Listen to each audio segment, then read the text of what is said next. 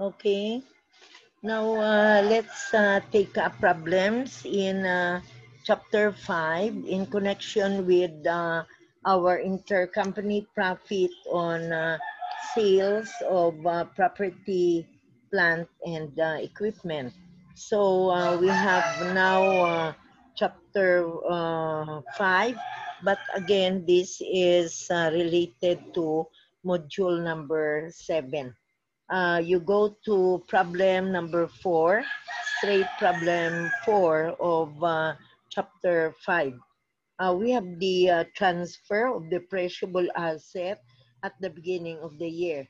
FF Corporation purchased 60% of MM Corporation's voting stock on January 1, 20x4. On January 1, 20x8, FF received 245,000 from MM for a truck FF had purchased on January 1, 20x5 for 300,000. The truck is expected to have a 10-year life and no salvage values. Both companies depreciate trucks on a straight line basis. Now let's be careful of the dates. The date when FF acquired MM was January 1, 20x4.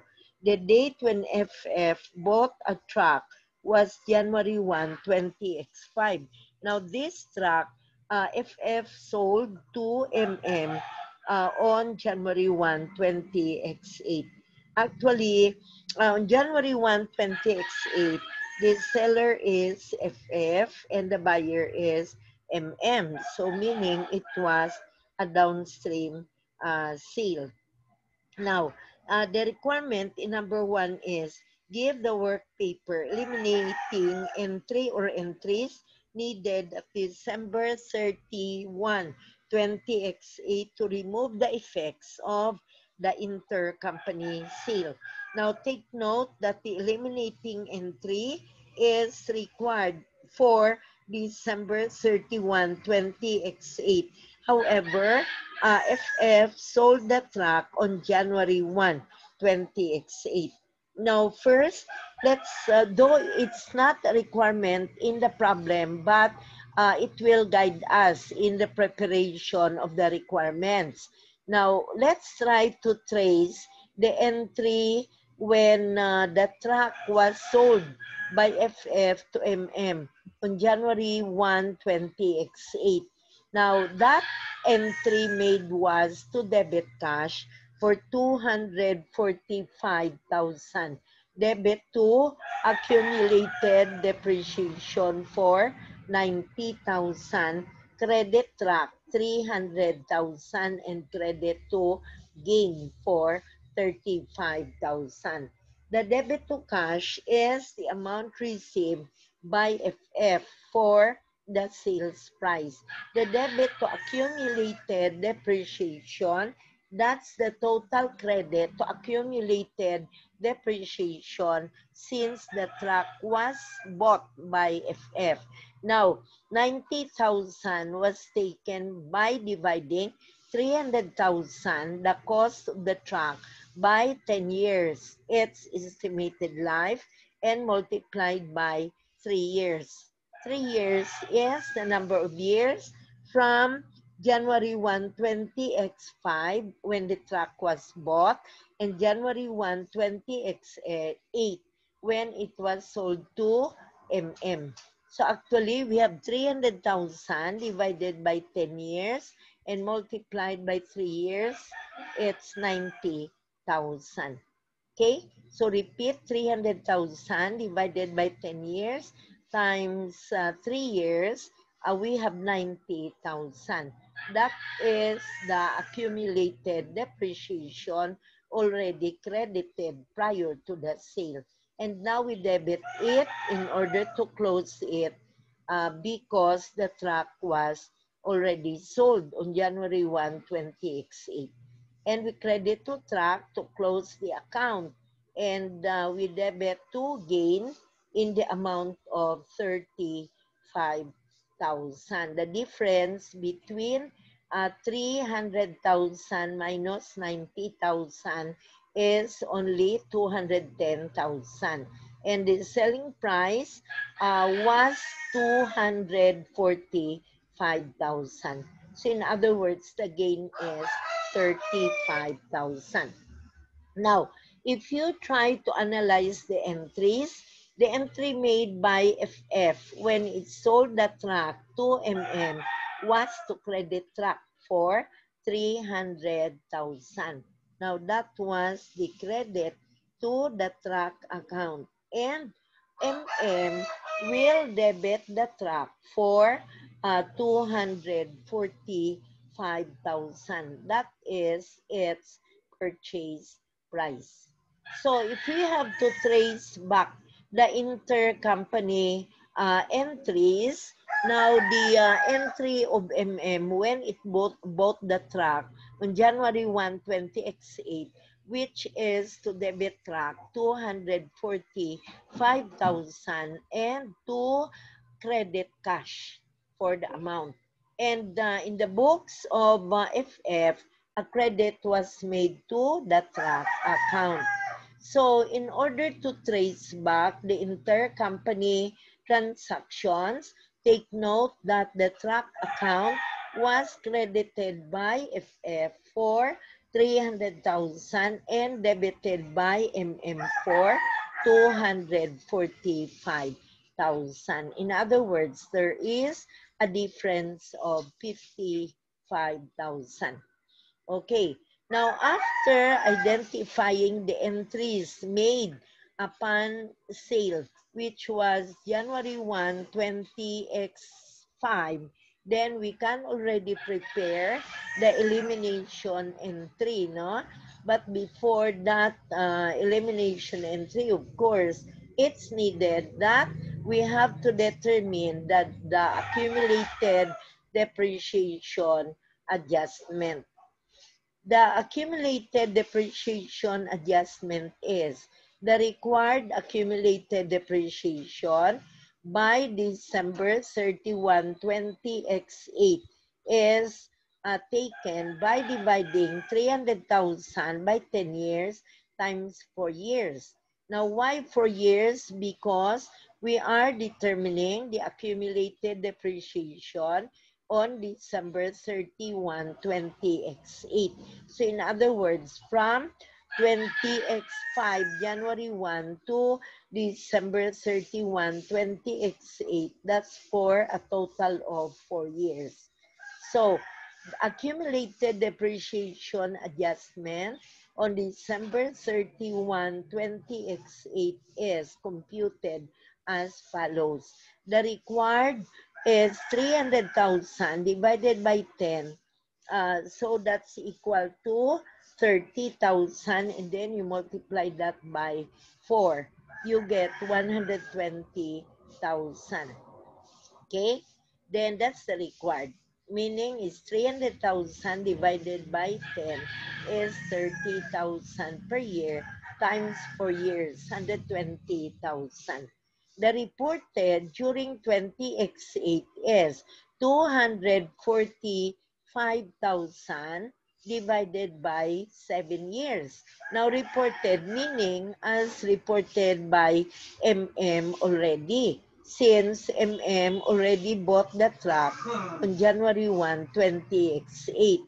Now, 245,000 divided by 7 years, the remaining life of the truck, you multiply that by 1 year only for 20X8. So we have 35,000.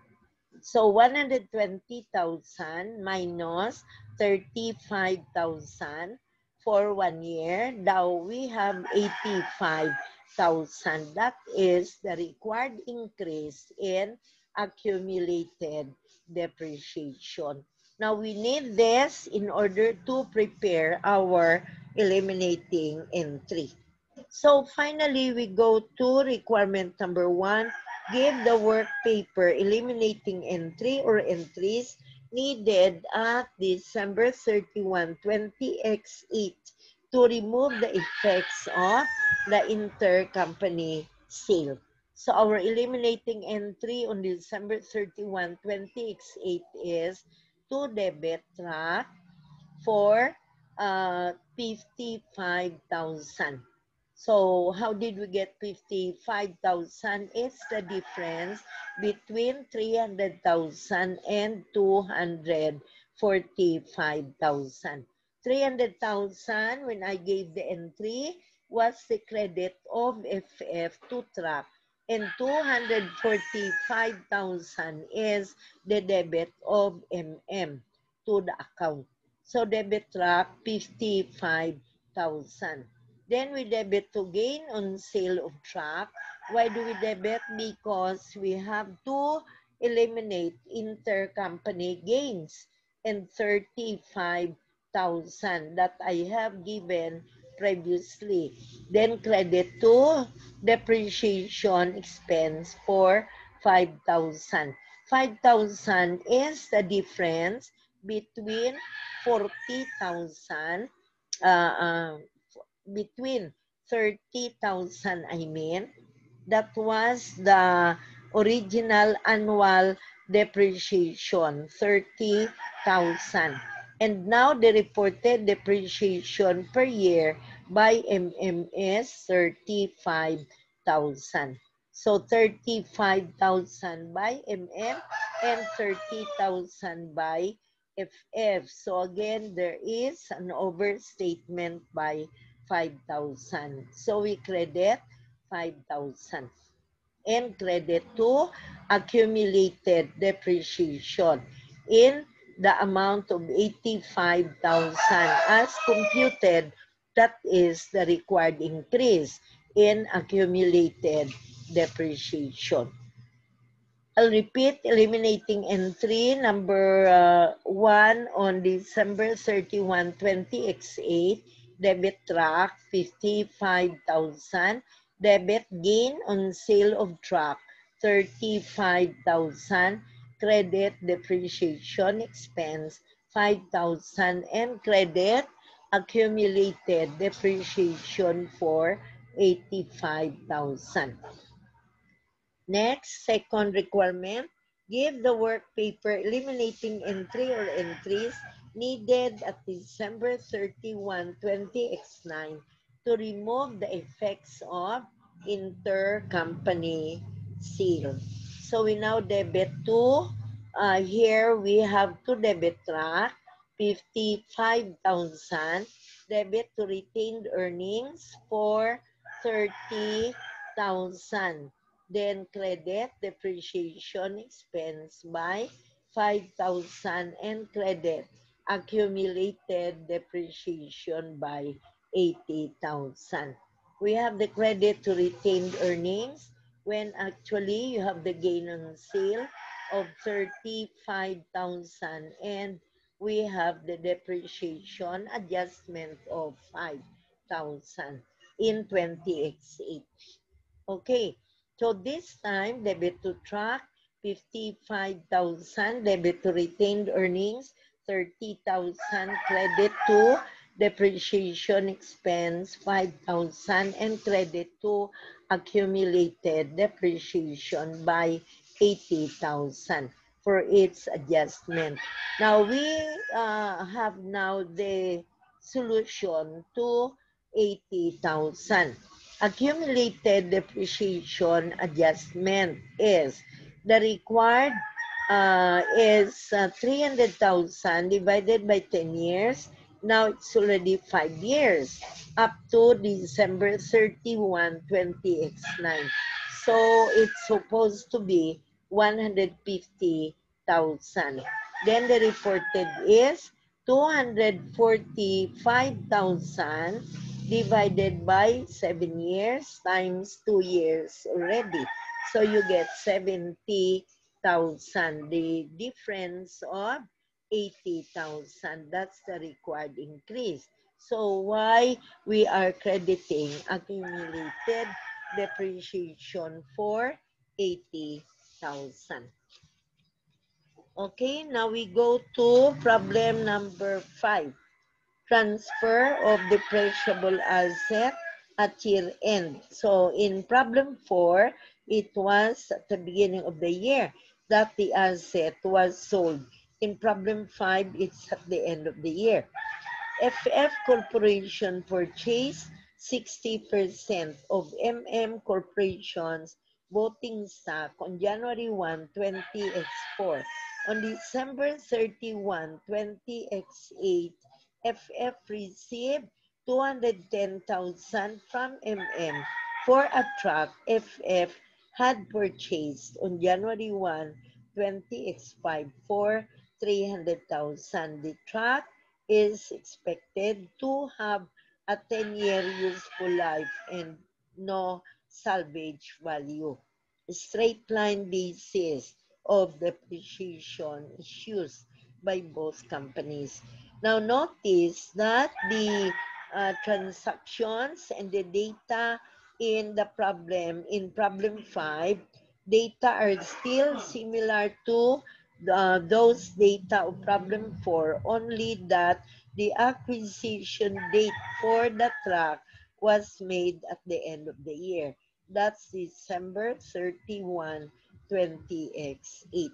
So, if you try to trace back the entry again, in order to record the sale of the truck at the end of 20x8, no? So, take note, you still debit to cash for the selling price of 210,000. You are going to debit accumulated depreciation for already 120,000. Why 120? Because you have 300,000 divided by 10 times 4 years, because the sale was made at the end of 20x8, unlike in problem 4 when it was made at the beginning. So we again debit to cash 210,000 in the books of FF. 210,000 debit to accumulated depreciation for the amount of 120,000. Okay?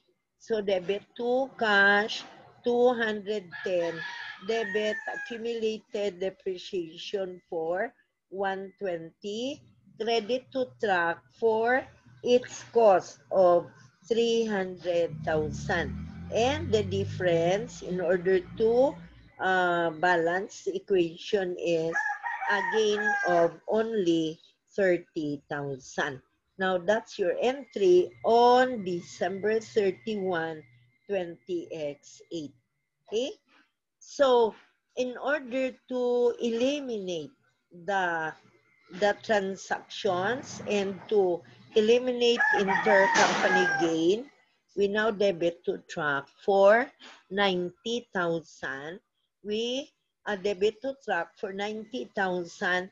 In the books of FF, the truck was credited for 300,000. In the books of it's debited for 210,000. In other words, truck has a difference of 90,000 as recorded by the parent and the subsidiary.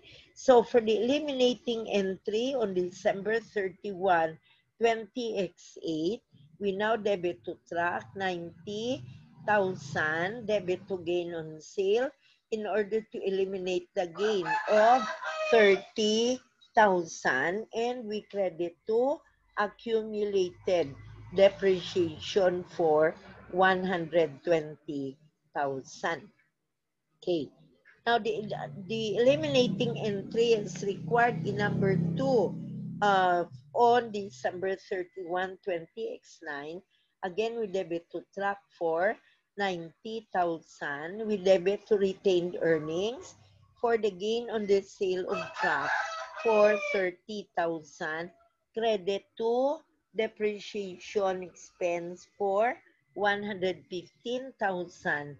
And so entry repeat number 2, debit track 90,000, debit retained earnings 30,000, credit depreciation expense for 50,000, and 5,000 and credit accumulated depreciation for 115,000. So again, we have a difference of 5,000 for depreciation.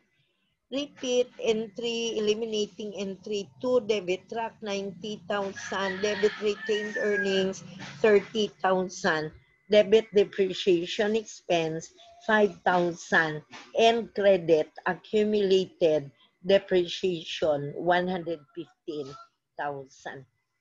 Again, how did we get the credit? To depreciation expense is the difference between the required depreciation of 30,000 and the depreciation as reported by in the amount of 35,000. Take note that the date of the problem states that the truck is expected to have a 10-year useful life. However, the truck was sold to on December 31, 2008. Now, if we have to determine the accumulated depreciation adjustment on December 31, 20x9, for that purpose, we have the required depreciation in the amount of December 31, yes, required depreciation, accumulated depreciation is 300,000 divided by 10 years and you multiply it by 5 years. 5 years, okay? Why 5 years? Because we have December 31, 20x9 and we have the date when it was acquired, December 31, 20x stated, it was purchased on January 1, 20x5. January 1, 20x5. So actually, the required accumulated depreciation for 5 years is 150,000. Required is 300,000 divided by 10 years times 5 years. Okay, 150,000 and recorded by as 210,000. That's the cost to divided by 6 years remaining. 6 years because the total life of the asset is 10 years. However, expired is already 4 years from the date, no? 4 years. So you now have 210,000 divided by 6 years times 1 year. So it's 35,000. It's 35,000. So we have 150,000 minus 35,000. The required increase is 115,000. That's our credit to accumulated depreciation. Now take note in problem 4, the remaining life of the machine is still 7 years. While in problem 5, the remaining life is only 6 years because the date of acquisition was at the end of 20x8. In problem 4, it was at the beginning. Next, we go to problem 6, consolidated net income computation. BB Corporation owns 75% of SS. BB reported income from its separate operations equal to 90,000 and 110,000 in 20x4 and 20x5 respectively. SS reported net income of 60,000 and 40,000 respectively.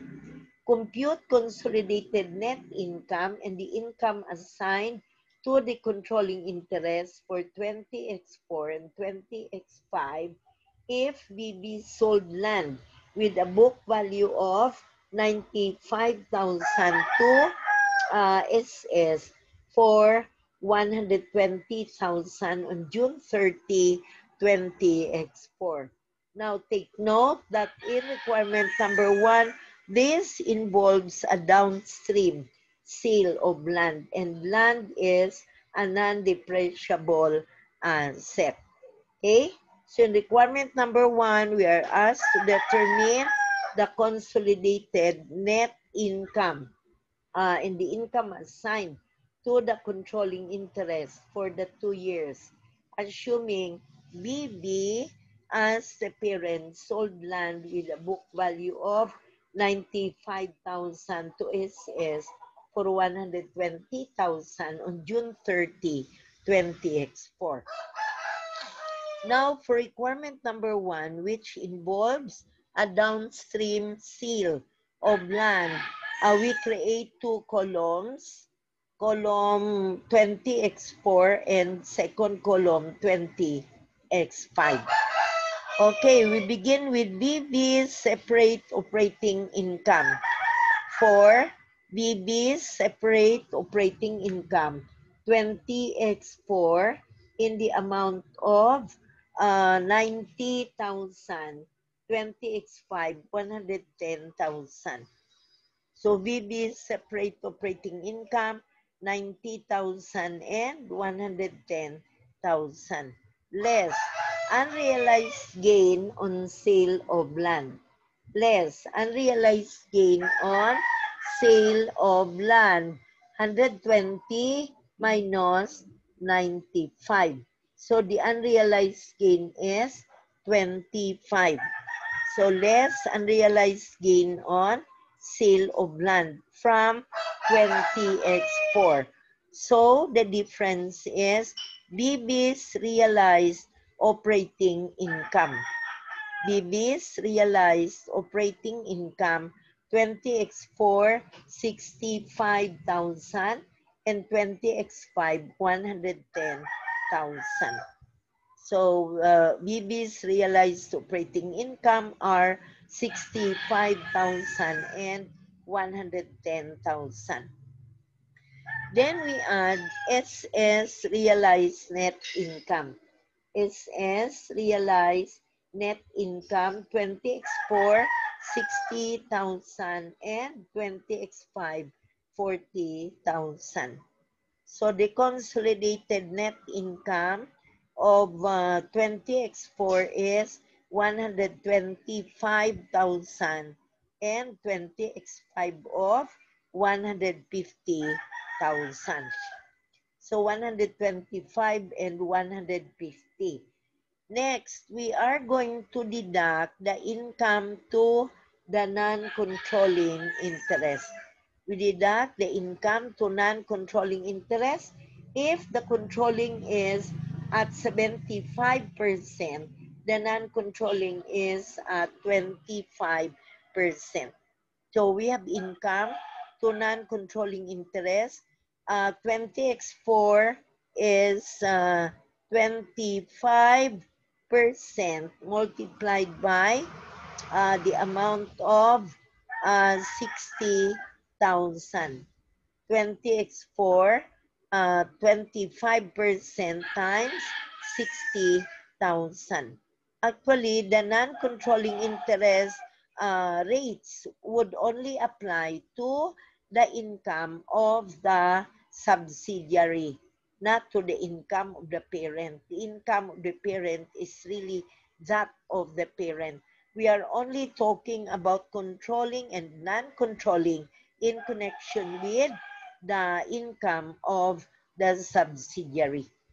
So from the consolidated net income, 20x4, 125,000, we deduct the income to the non-controlling interest of 60,000 times 25% or 15,000.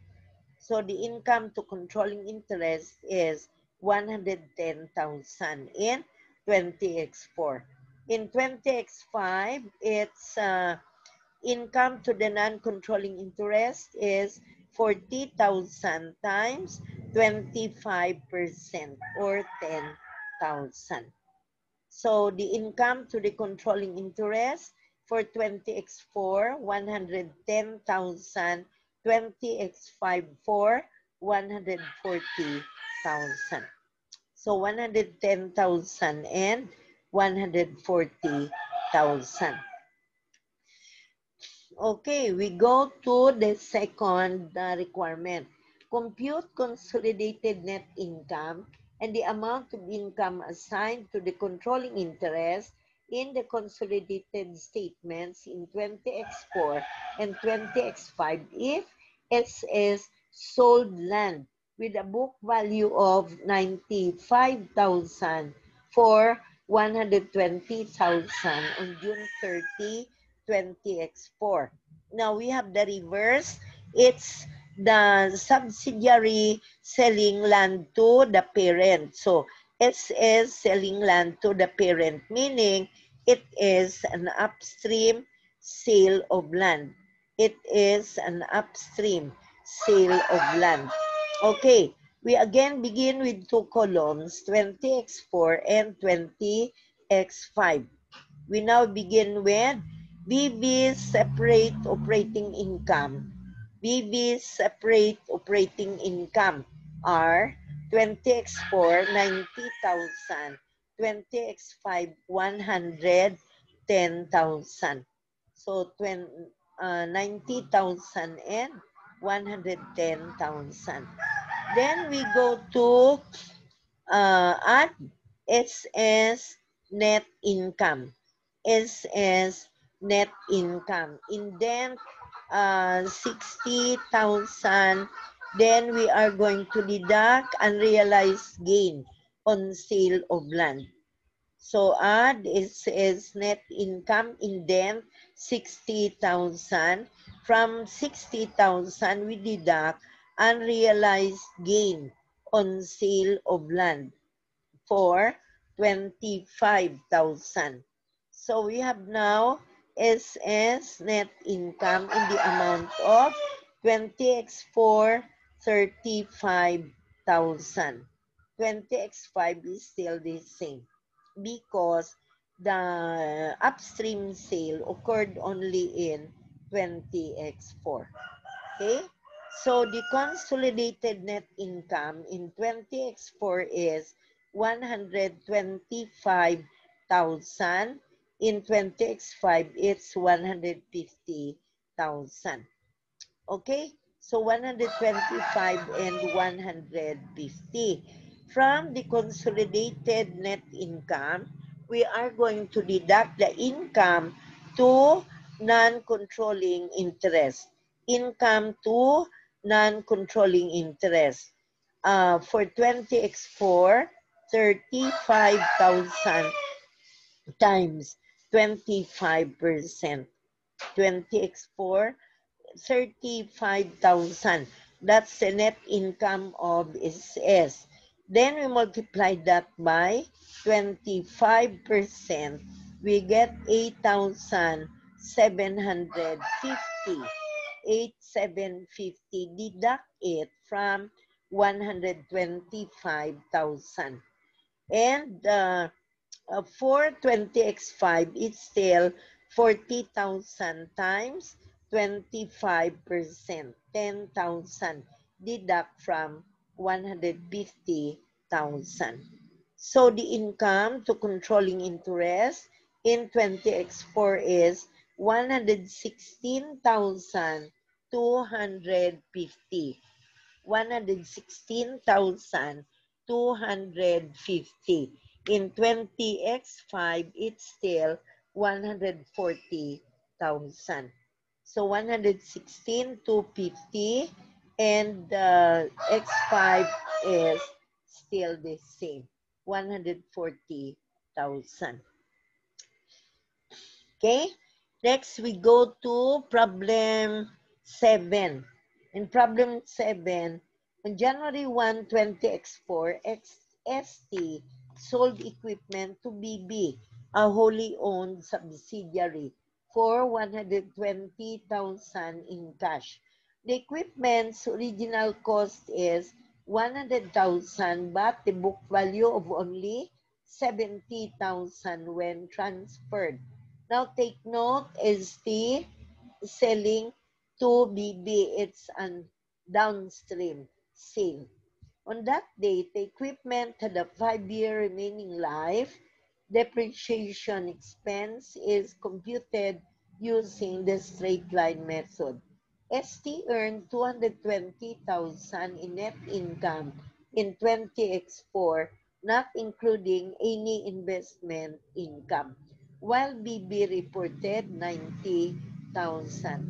ST attributed any excess acquisition date fair value to BB's unpatented technology, which was amortized at a rate of 8,000 per year. Question 1. What is the consolidated net income for 20x4? Now we begin with we determine consolidated net income when an intercompany transfer of equipment occurs.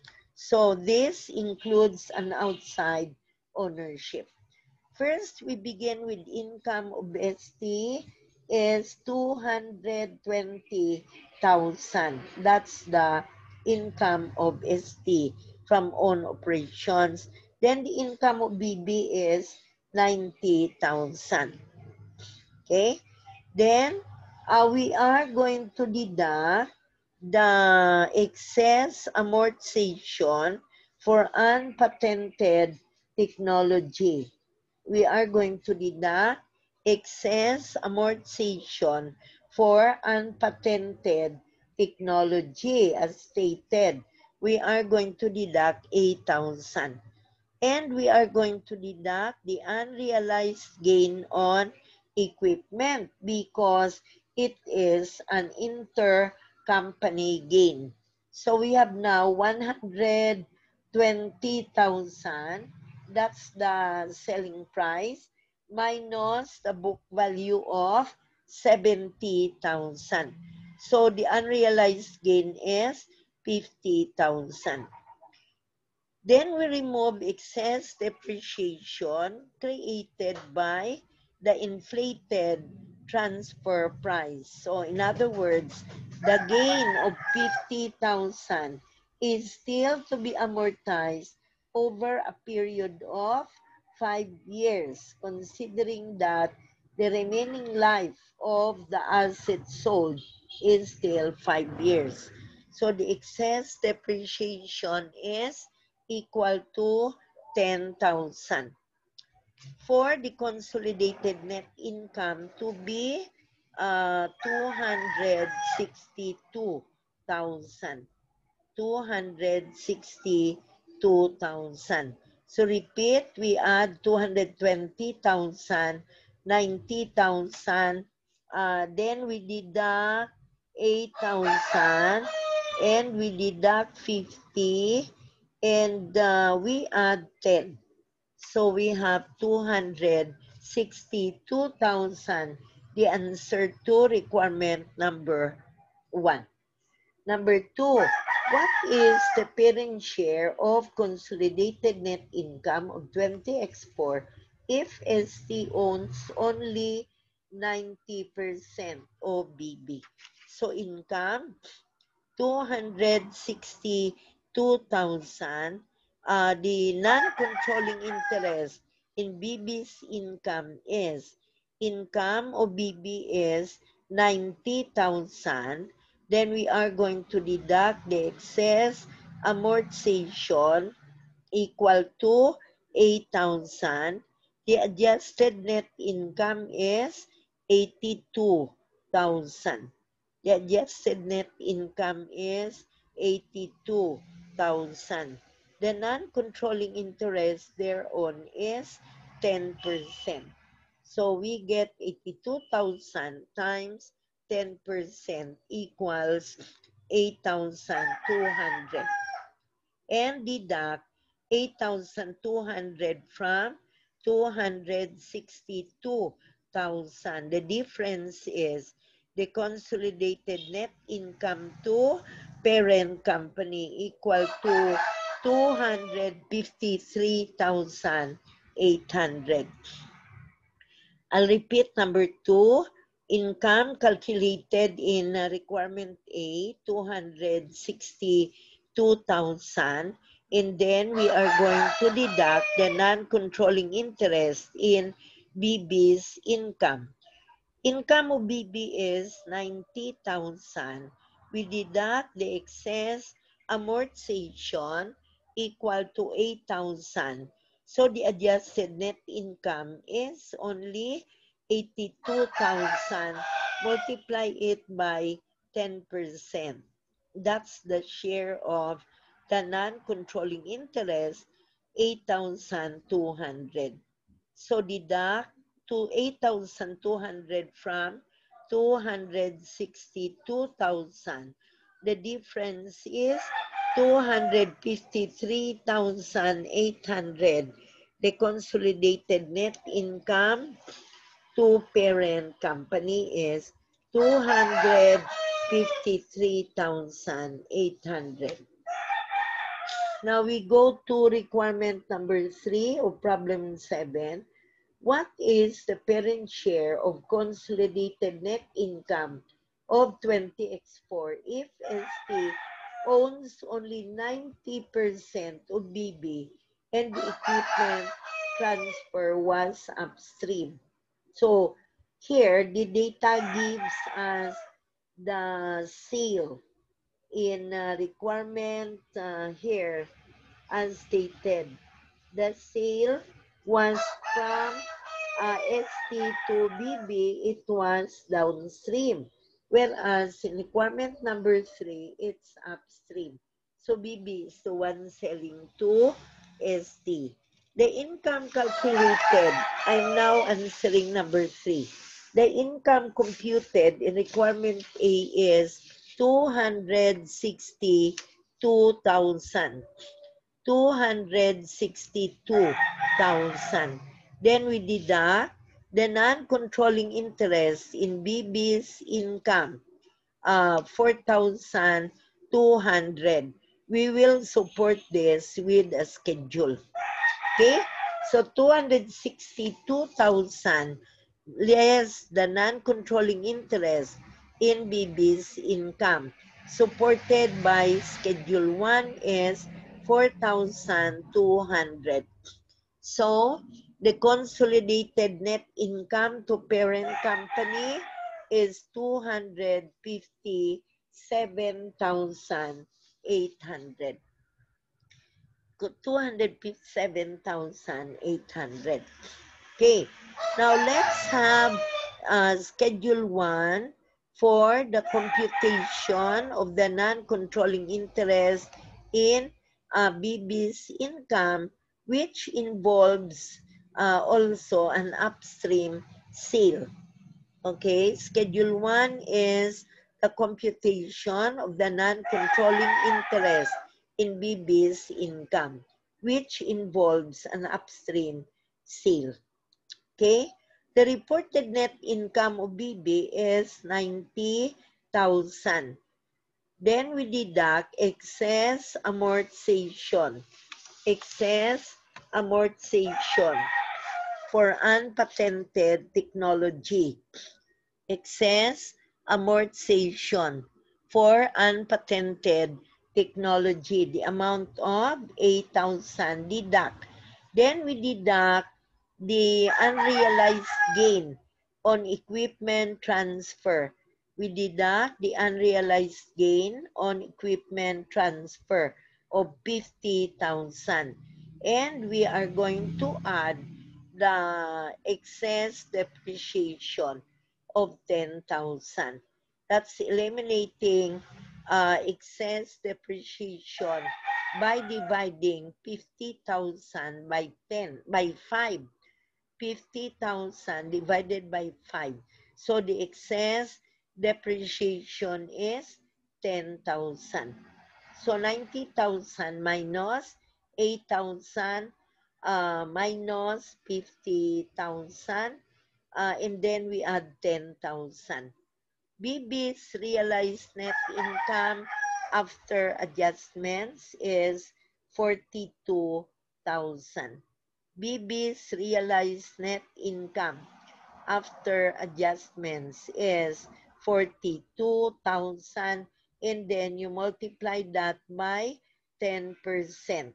That's how we get 4,200 in requirement number 3. Okay? So taken from Schedule 1. The last requirement, what is the consolidated net income for 20X5 if ST reports 240,000? Does not include investment income, and BB 100,000 in income.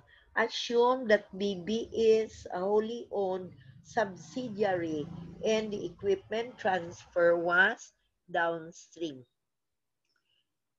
So we have in number 4, net income of ST is 240,000.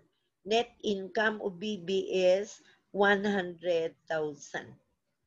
Okay, then we have the excess amortization, deduct 8,000, and we have to eliminate the excess depreciation stemming from a transfer. So 50,000 divided by 5 a year after transfer. So we have the amount of 10,000. We have the amount of 10,000 with the consolidated net income in the amount of 342,000. What is the consolidated net income for 20X5 if ST reports 240,000 and does not include investment income? So it does not include. In other words, the amount of 240,000 does not include investment income. And here, and BB 100,000 in income. Assume that BB is only owned subsidiary and the equipment transfer was downstream. Okay, so here we have the amount of consolidated net income as computed is 342,000. If we have to eliminate the effect of the unrealized gain on equipment equal to 50,000, then it will only be 292,000. 292,000, assuming that we have a downstream seal. That's problem requirement number 4. Requirement number 4. Then we go to problem number 8. Problem number 9. Problem number 9. Upstream sale of equipment in prior period. BW Industries has owned 80% of TW Corporation for many years. In January 1, 20X7, BW paid TW 270,000 to acquire equipment that TW had purchased on January 1, 20X4 for 300,000. The equipment is expected to have no scrap value and is depreciated over a 15-year useful life. Okay? Now, BW reported operating earnings of 100,000 for 20X9 and paid dividends of 40,000. TW reported net income of 40,000 and paid dividends of 20,000. Now take note, BW is the parent and TW is the subsidiary.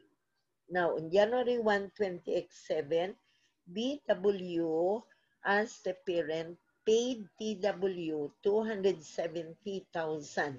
So, this involves a downstream sale. And the equipment was acquired by TW on January 1, 20X4. So, in other words, the equipment's already 3 years old.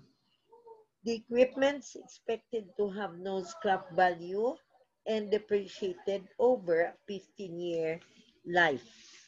Okay, requirement 1, compute the amount reported as consolidated net income for 20X9. Compute the amount reported as consolidated net income for 20X9. So we now begin with operating income reported by BW, 100,000. Operating income reported by TW is equal to 40,000. And we deduct the amount of gain realized in 20X9. The amount of gain realized. If we have to determine the gain, the selling price of the equipment between TW and BW is 270,000. Now that is the amount recorded by TW when it sold the equipment. It had purchased on January 1, 20X4 for 300,000. So 300,000 is the cost of the equipment which TW had purchased on January 1, 20X4. And now it's selling it to TW4 only 270,000. Okay? Now, if we have to determine the depreciation based on the cost to TW equal to 300,000 divide by 15 years, so that gives the amount of 20,000 per year. Okay? So that means 300,000 divided by 15, that gives 20,000 per year. And the equipment's already 3 years old. So the cost to TW was 300,000 minus the accumulated depreciation of 60,000. Actually, it's 60,000, no? Because for 3 years. January 1, 2007, that's the time when BW bought the equipment from TW. And on January 1, 20X4, it was bought by TW for 300,000. So 300,000, we deduct the accumulated depreciation equal to 60,000, good for 3 years. So the book value of the equipment is only 240,000. The selling price to the parent is 270,000. The book value is 240,000. In other words, it involves a gain equal to 30,000. That's the gain. And the remaining life of the equipment is still 12 years. That's 15 years minus 3 years expired. So the remaining life is still 12 years. Okay? So let's now determine the consolidated net income. Let's go back to requirement number 1. The operating income reported by BW, 100,000. The net income reported by TW is 40,000. Now take note, TW here is our subsidiary. So the reported net income is 40,000, but we have to deduct the amount of gain realized in 20x9. The amount of gain realized in 20x9. The gain as computed is 30,000. We divide it by 12 years. Divide it by 12 years. So 30,000 divided by 12 years being the remaining life of the asset. So we have 2,500. Okay? So net income reported by TW is 40,000. Then we add 2,500. The total now is 42,500. So we have the consolidated net income equal to 42,500. 142,500. The consolidated net income. I'll repeat, operating income reported by BW, 100,000. Net income reported by TW, the amount of gain realized in 20x9 is 30,000 divided by 12. So we get 2,500. Add 42,500, we get the consolidated net income. In number 1. In number 2, by what amount would consolidated net income change if the equipment sale had been a downstream sale rather than an upstream sale? Because the problem, it's an upstream sale.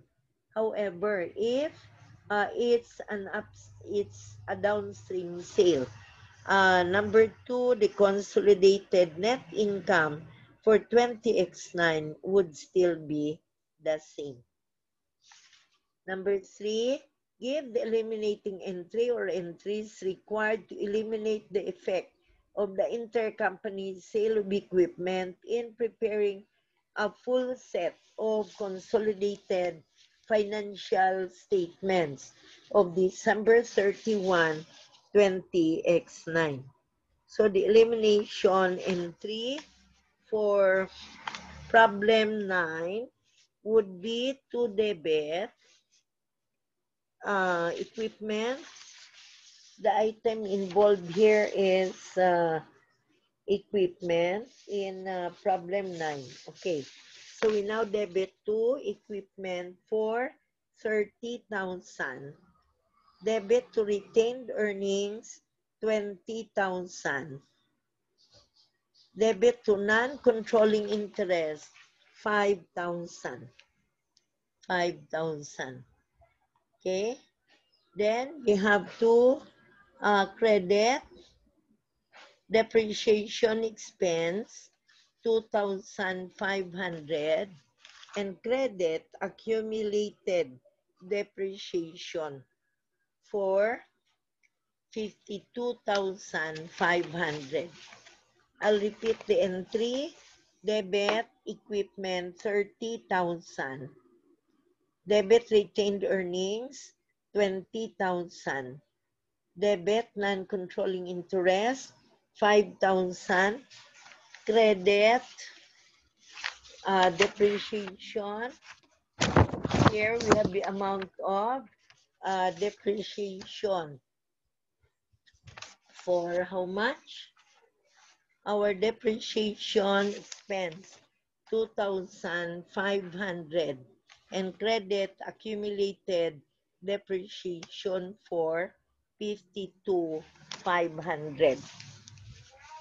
Now let me explain on the debits and credits in the elimination entry. The adjustment to equipment. The amount paid by TW to acquire the building. The amount paid by TW to acquire the building, 300,000. The amount paid by BW on intercompany sale, 270,000. So, amount paid by a subsidiary, that's TW, to acquire the building, 300,000. The amount paid by BW, the parent, on intercompany sale, 270,000. So the adjustment to the equipment account is 30,000. That's why we are debiting equipment for 30,000. Next, why do we debit retained earnings for 20,000? Adjustment to retained earnings for 20,000. Unrealized gain recorded on January 1, 20x4. Unrealized gain recorded on January 1, 20x4, 30,000. We have to deduct the amount realized following intercompany sale. Now remember, this is 20x9. 20x9. And take note that the sale was made on January 1, 20x7. So we now debit retained earnings, 20,000. How did we get 20,000? Adjustment to retained earnings on January 1, 20x9. The unrealized gain recorded on January 1, okay, 30,000. That's the unrealized gain recorded on January 1, 20x7 for 30,000. Okay? Then we have the amount realized following intercompany sale. The amount realized following intercompany sale, 2,500 per year, 2,500 per year times 2 years. 2 years because we already have 20x7 and 20x8. So amount realized following intercompany sale, 2,500 times 2 or 5,000. Deduct 5,000. The unrealized gain on January 1, 20x9 is 25,000. Then we multiply that ownership 80%. We multiply by the ownership rate of 80%. So we have the required adjustment to retained earnings in the amount of 20,000. So we debit equipment 30,000. I have already explained.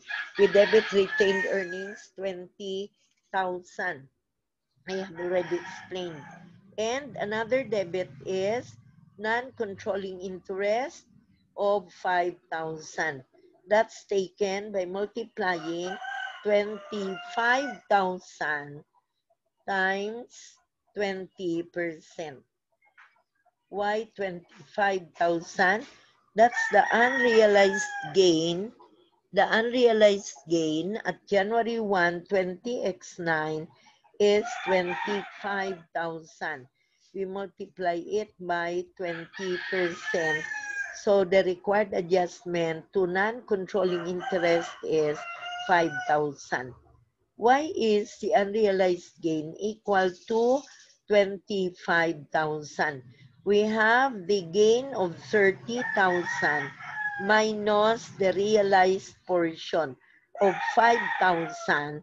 So you have the unrealized gain at January 1, 20x9 in the amount of 25,000. Next, we have the adjustment to depreciation expense. We are crediting depreciation expense for 2,500. And how did we get it? Depreciation expense adjustment as a credit of 2,500. Depreciation expense recorded by BW, that's 270,000 divided by 12 years. Okay, that's in the books of the parent. 22,500.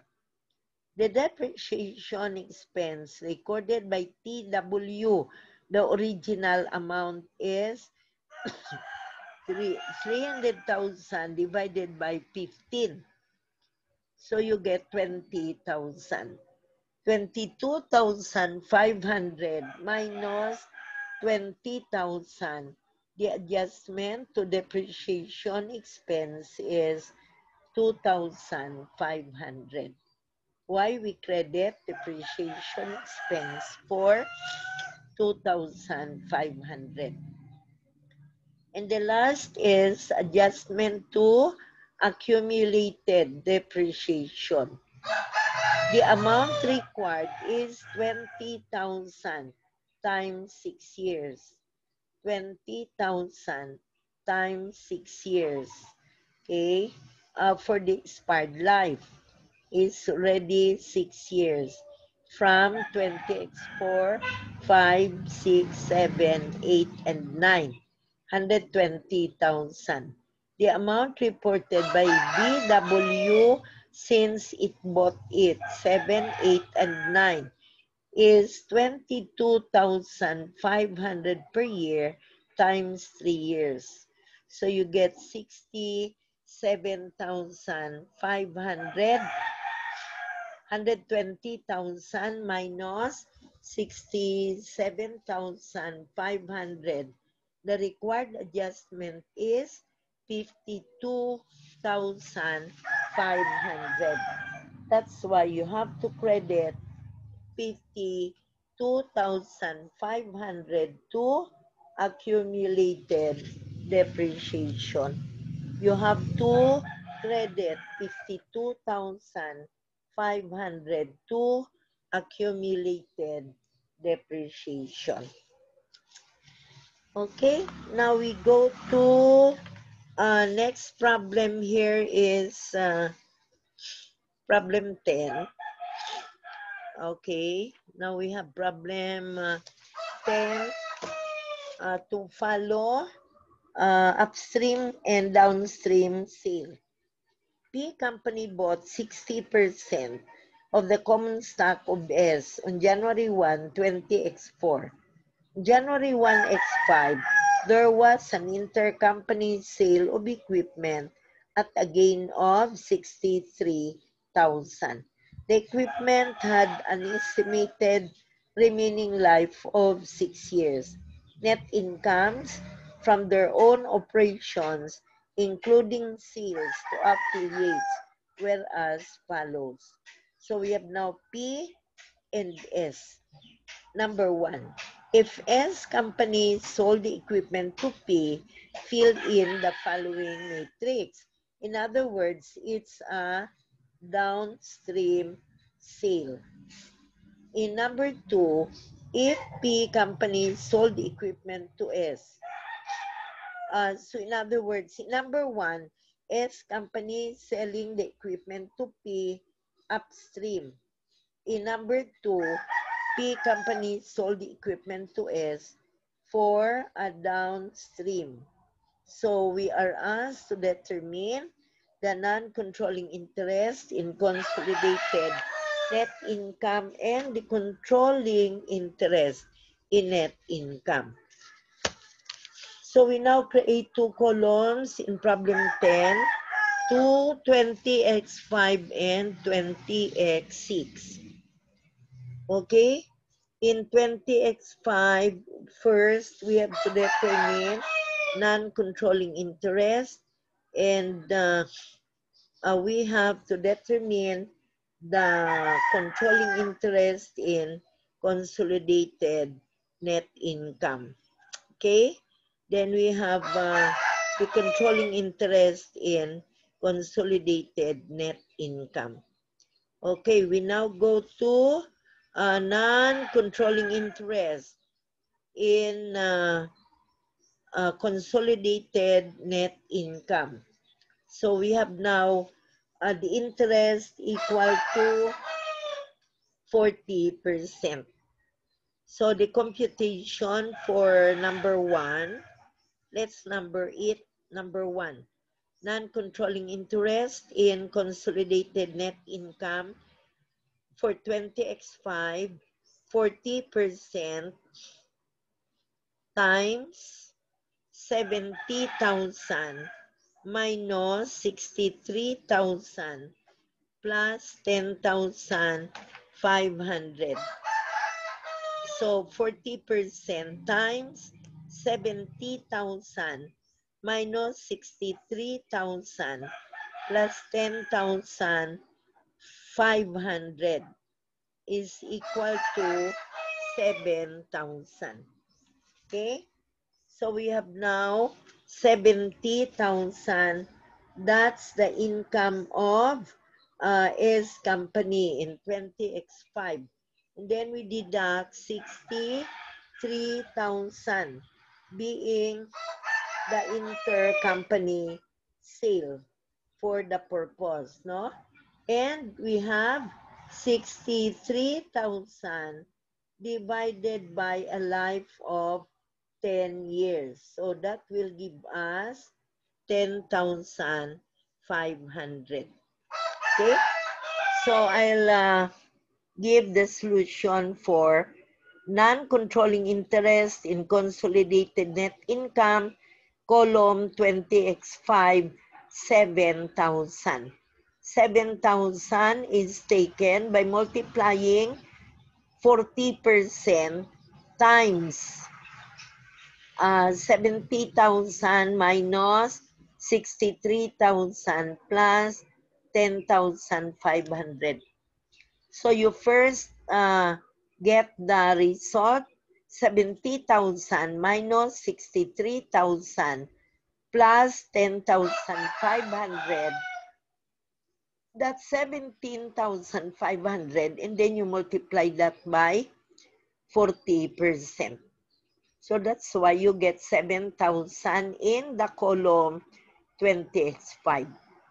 In the column 20x6, the non-controlling interest in consolidated net income is equal to 40% times 105,000 plus 10,500.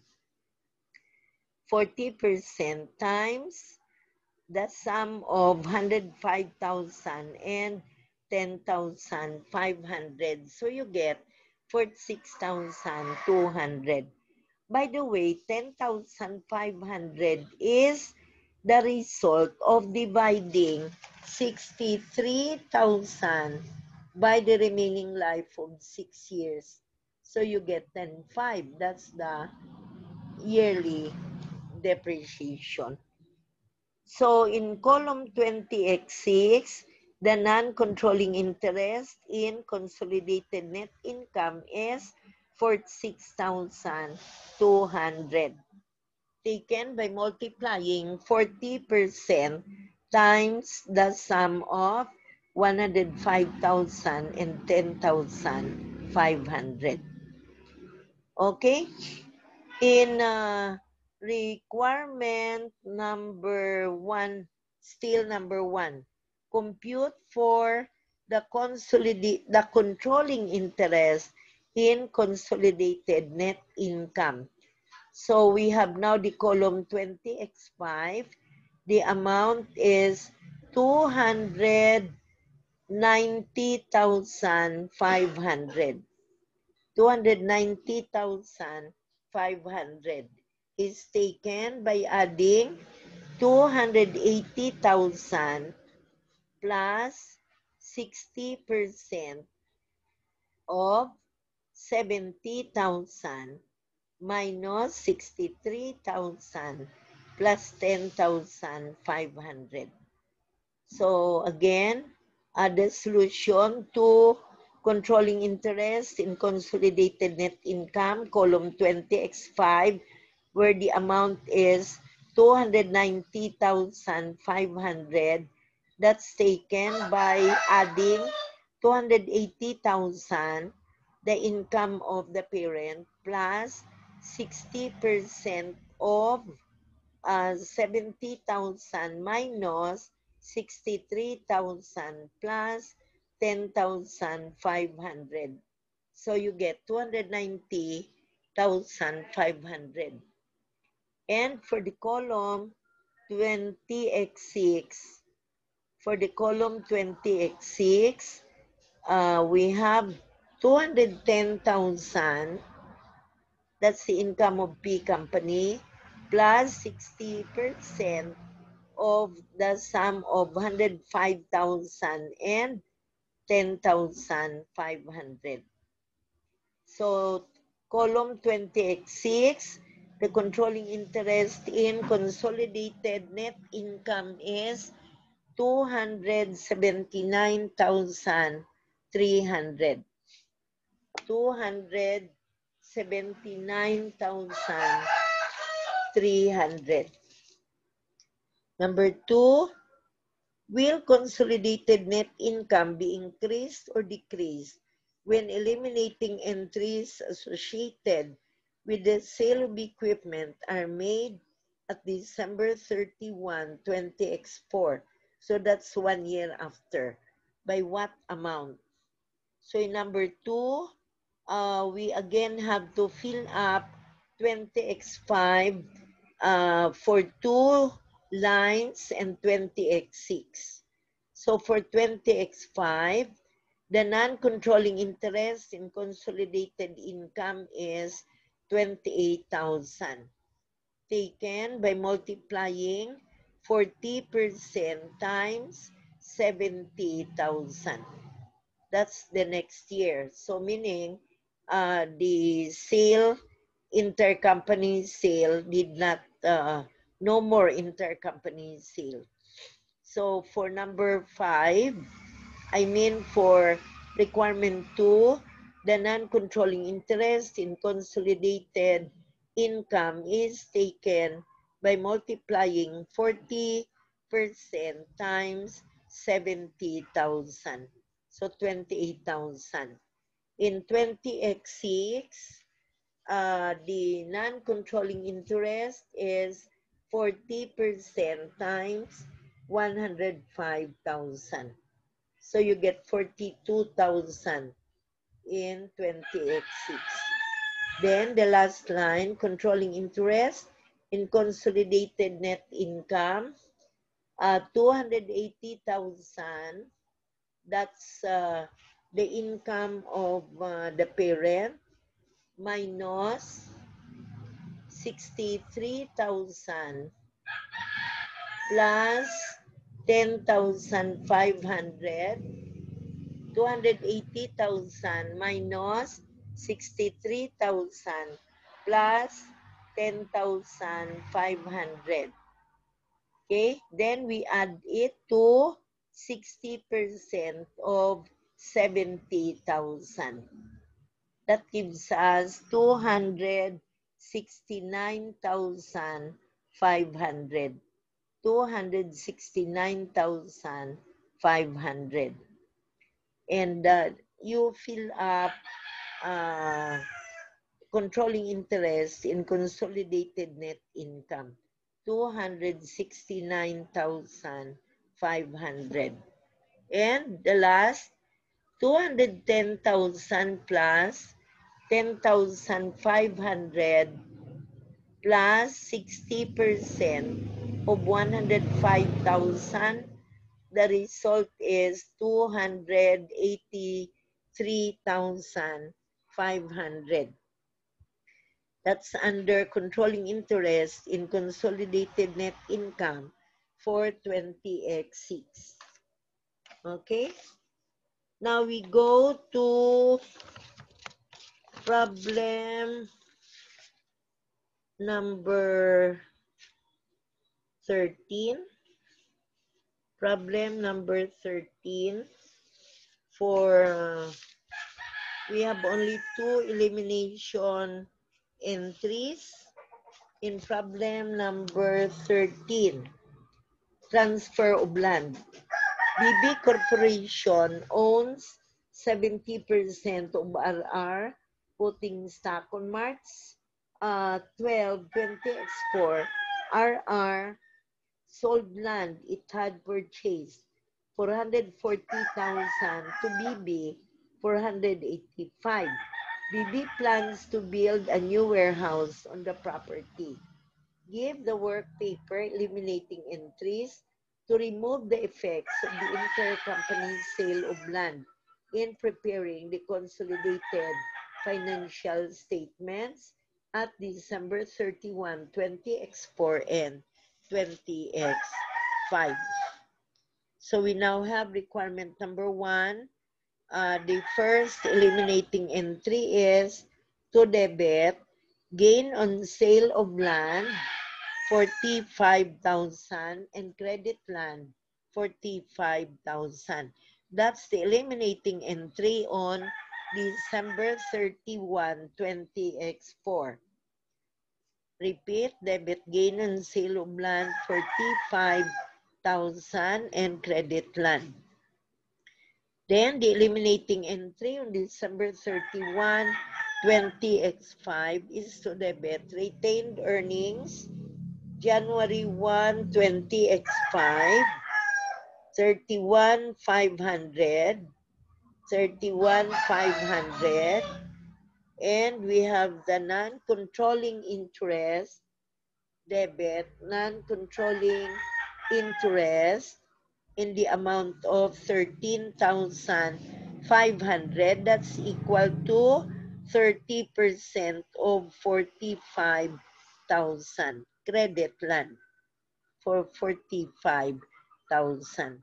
So repeat, eliminating entry, December 31, 20x5, debit retained earnings, 31,500 for the controlling interest of 70%. Debit non-controlling interest for 13,500 and credit land for 45,000. And requirement number 2, give the eliminating entries on X4 and X5 if BB had initially purchased the land for 150,000 and sold it to RR. So in other words, it's this time BB selling to RR, meaning it's a downstream sale.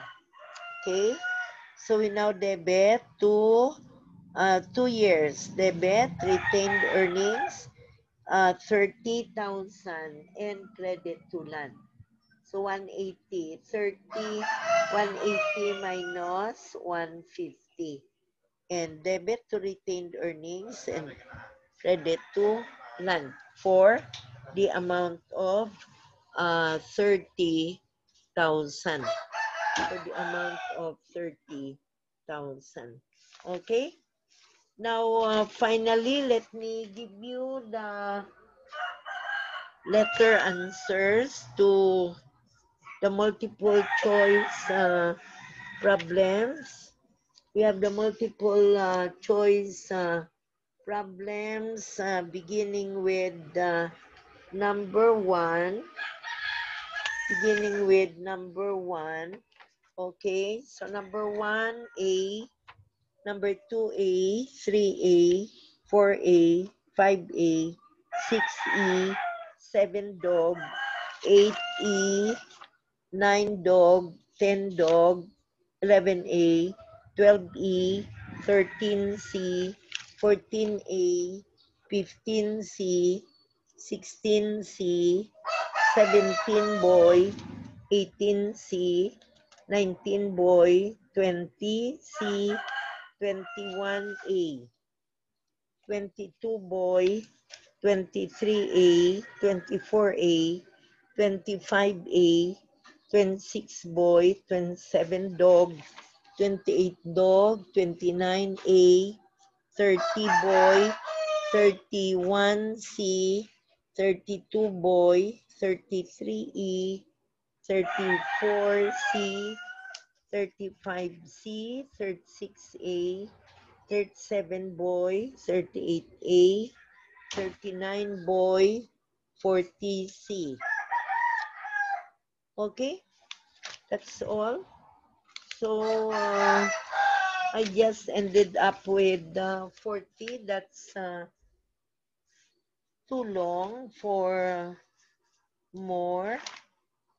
So anyway, the series, we have only 1 to 31.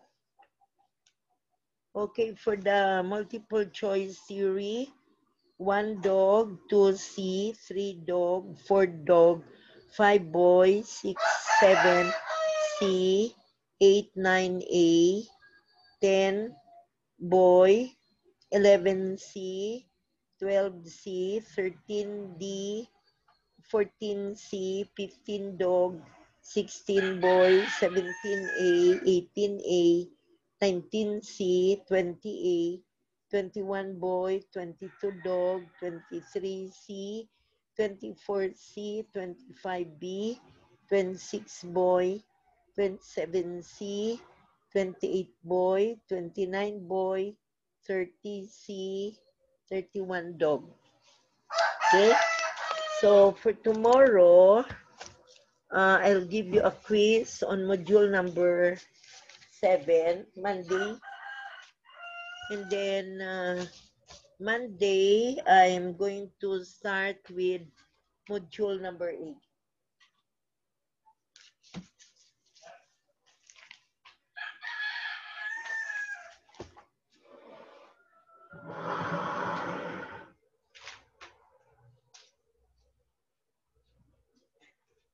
Oy, Nick. Tapos na ko. Klase ko. Okay, di na. Listahan mo.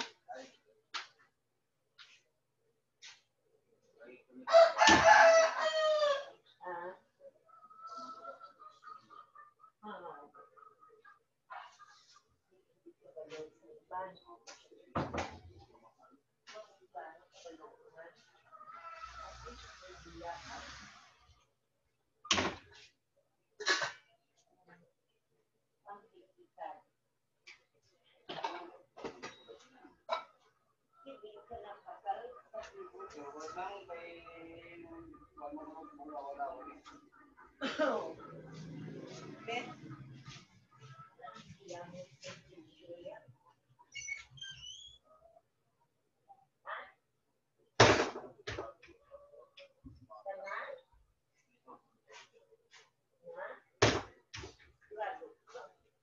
Ate kay mga agency